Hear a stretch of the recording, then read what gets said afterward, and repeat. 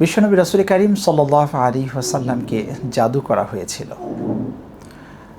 আজকের সমাজে জাদুর প্রভাব মুসলিম কান্ট্রিতে এমনভাবে বৃদ্ধি পেয়েছে, মনে হচ্ছে যেন প্রতিটি ফ্যামিলিতেই জাদুর প্রভাব পড়েছে। আবার এই জাদু সম্পর্কে মুসলিম বিশ্বে অনেকে সচেতন না। সেজন্য আসুন আজকে আমরা জাদু সংক্রান্ত বিষয়ে আলোচনা করছি। জানুন ইসলাম কি বলেন জাদু সম্পর্কে। বিশ্বনবী রাসূল করিম সাল্লাল্লাহু আলাইহি ওয়াসাল্লামকে জাদু করা হয়েছিল।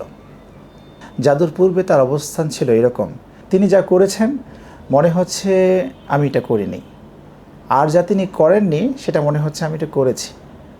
তার একটি বিভ্রান্তকর একটি পরিবেশ তার মধ্যে সৃষ্টি হয়েছে। নিজের মধ্যে একটু অসন্তুষ্ট এবং মনে মনে আল্লাহ রাব্বুল আলামিনের কাছ থেকে সমাধান চাচ্ছিলেন তিনি। একটি পর্যায়ে আয়েশা রাদিয়াল্লাহুকে বলেন, আয়েশা জানো, আমি যেই বিষয়ে আল্লাহ রাব্বুল আলামিনের কাছে জানতে চেয়েছিলাম তা আমাকে জানানো হয়েছে।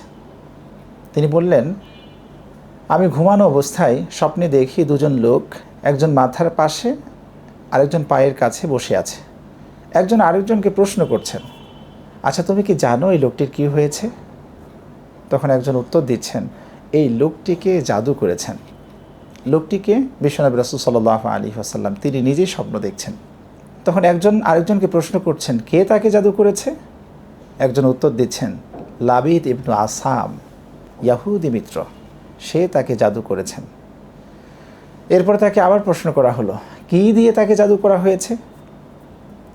একজন উত্তর দিয়ে বলছেন, তাকে জাদু করা হয়েছে চিরুনি, যা দিয়ে তিনি মাথা আঁচড়াত, এবং সেই মাথার চুল, এই দুটি উপকরণের মাধ্যমে তাকে জাদু করা হয়েছে। এরপরে আরও প্রশ্ন করলেন, কোথায় সেগুলো রাখা হয়েছে? তিনি বললেন, জারওয়ান নামক কূপে।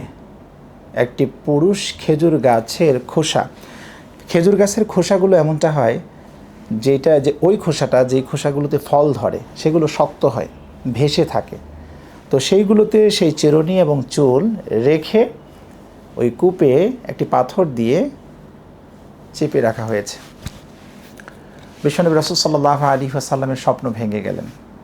সকালবেলা উঠে সাহাবাদের নিয়ে সেখানে অন্বেষণ করলেন, যা তাকে স্বপ্নে দেখানো হয়েছে ঠিক তা সেখানে পাওয়া গেল।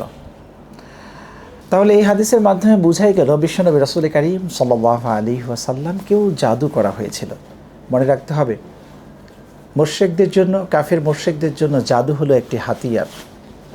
মুমিন মুসলিমদেরকে এই হাতিয়ারের মাধ্যমে তারা প্রতিহত করতে চাইবে, এটি বাস্তবতা।